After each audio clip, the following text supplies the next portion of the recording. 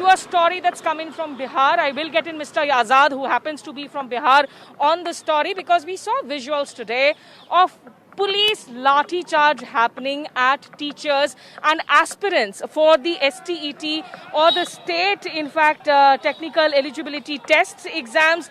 There was a protest that was happening right outside the Bihar Education Minister's house. These aspirants have been alleging that their names have been missing from the list, that the vacancies are not getting filled up in a transparent way, and they broke barricades. There was also a heavy lathi charge that was unleashed upon them. To try and understand what is really happening in Bihar on the subject, I'm also joined by Anupam, who happens to be the president of Yuva Halla Bol, a youth campaign across the country on issues of employment and other significance. Before I come to you, Anupam, Mr. Azad, let me come back to you. You are from the state of Bihar. Why has this become such a festering issue? Contract teachers or state teacher examinations, we see these lathi charge images emerge almost every few months. The most serious thing about Bihar is jobs. And in fact, every government which comes into power, it comes on the strength of assuring people that it will give jobs to the people. Employment was a huge issue even before the elections. Now, of course, Anupam has been dealing with this truly as a real, activist out in the field. But, there are these teachers. The teachers' problem is really very, very serious. And the teachers' problem is not only now, it has been going on from before. Anupam just told me that there are teachers who have cleared the exam of 2011. They are still hanging in balance. Now there is another one of 2019 STET, which is the one in question, and why there is a lathi charge. Because in the merit list, the names of 29,500 people were issued in 2019, and now some of those names have been changed. So Anupam has raised 7 right questions. How have the names been changed? So this is the kind of thing which keeps happening in Bihar, which is a very, very sad thing. I think today these students had gone, these teachers had gone for a gherao of the education minister, and unfortunately because of law and order issues, they were lathi charged. So, unless Bihar gets a grip on its administration, in the sense that, whatever is done should be done in a transparent manner. How can the list of 2019 and 2021 change? That is the biggest issue, and they have to come up front and answer the people why it happened. Okay, Anupam is there with me. Anupam, if you can hear me, पहले तो ये बताइए कि ये मुद्दा जो है, कितनी वैकेंसीज की हम बात कर रहे हैं जब हम इन पोस्ट्स की बात कर रहे हैं, और आपने कुछ अहम सवाल उठाए हैं बिहार की सरकार के लिए. Break down those questions for our viewers, अनुपम.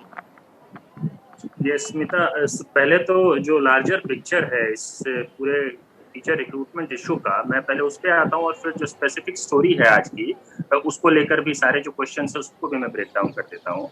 जो सरकार के अपने आंकड़ों के हिसाब से 24 लाख से ज्यादा सरकारी पद खाली पड़े हुए हैं, उसमें से 11 लाख शिक्षकों के पद है देश में, और बिहार उसमें टॉप करता है.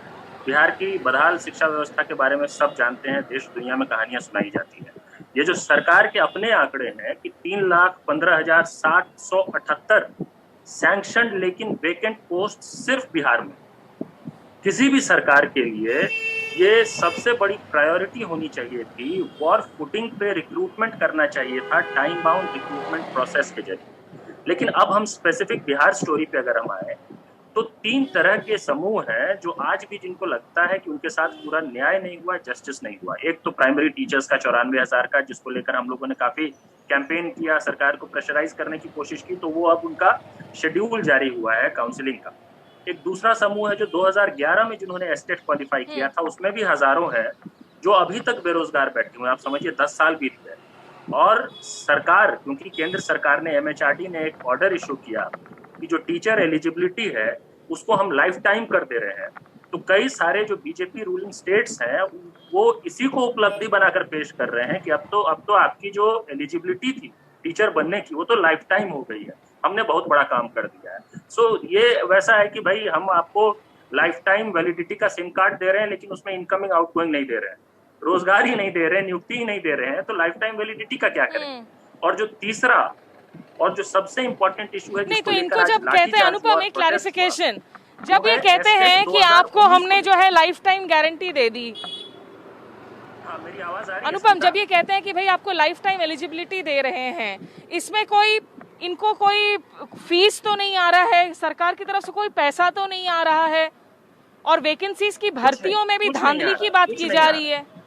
और अनफॉर्चुनेटली उत्तर प्रदेश में भी स्मिता, चीफ मिनिस्टर के हैंडल से ये ट्वीट किया जाता है कि हमने शिक्षक अभ्यर्थियों को जीवन पर्यंत वैलिडिटी दे दी, लाइफ टाइम वैलिडिटी दे दी उनकी एलिजिबिलिटी सर्टिफिकेट्स की। ये हमने बहुत बड़ा काम कर दिया है। तो भाई उस सर्टिफिकेट का कोई करे क्या? अगर उनको अनएम्प्लॉयड घर में ही बैठे रहना है, अगर उन टीचर्स को पढ़ाना नहीं है, उनको जॉब नहीं चाहिए, और ऐसे सिनेरियो में जब देश भर में सबसे ज्यादा अगर पोस्ट्स खाली हैं, सैंक्शनड पोस्ट्स, तो वो टीचर्स के बिहार नंबर 1 पे है, उत्तर प्रदेश नंबर 2 पे है, झारखंड नंबर 3 पे है, एमपी नंबर 4 पे है, और ये लाखों की संख्या में टीचर्स के पोस्ट वेकेंट है। अब स्मिता, मैं उस इशू पे आता हूँ जिसको लेकर आज इतना बड़ा प्रदर्शन हुआ था और जिसके बाद लाठीचार्ज हुआ।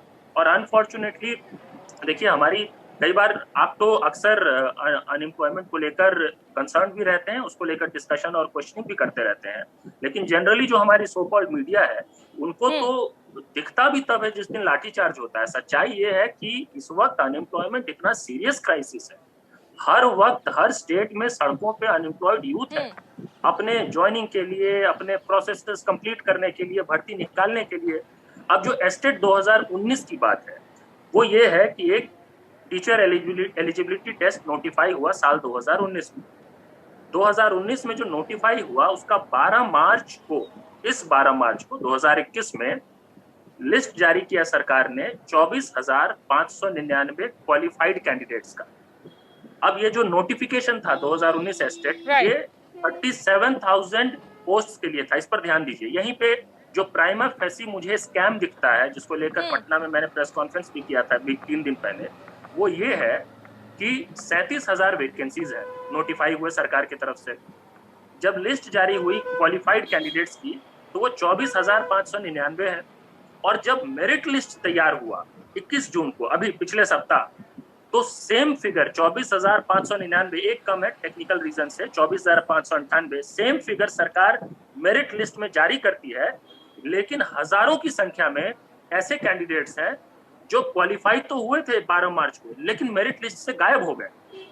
तो जो मैंने सवाल पूछा था बिहार सरकार, Okay, you've made your point, Anupam. I'm afraid Anupam, I have run out of time. This is an issue I will be taking up again and discussing in details on the show in the days ahead. Mr. Azad, a quick comment from you. If you have sanctioned posts that you are announced, but you are still not filling it, is it because the state treasuries have run out of money, or is it simply because the political system is not getting its act right? That is one reason why many of the vacancies are not filled, because the treasury is absolutely strained. But in Bihar, as far as the primary teachers are concerned, that process has already started. But the problem about State 19, as Anupam has said, is serious. If this has happened, and if the names have disappeared, then the first government will have to come out. And I just hope that the matter does not reach the court again, because this will again go back 5 years. Therefore, it is necessary for the government to resolve this issue. Absolutely, and we will continue to raise these issues on People's Editor. We will also try and bring in a report card on employment, on the unemployment issues of some of the major states in the days to come. For now, Yashovardhan Azad as well as Anupam, thank you for joining us here on the show. That's all that we have time for here.